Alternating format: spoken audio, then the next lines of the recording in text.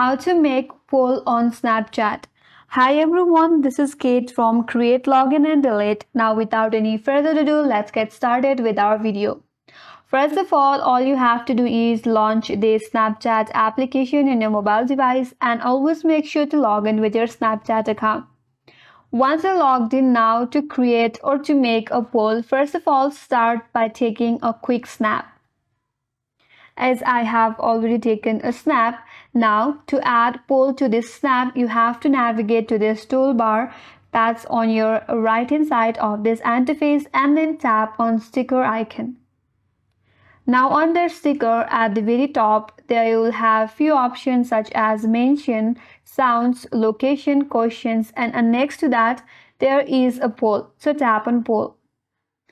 Now it says ask a question. Now you can simply type in your question that you would like to add on your poll.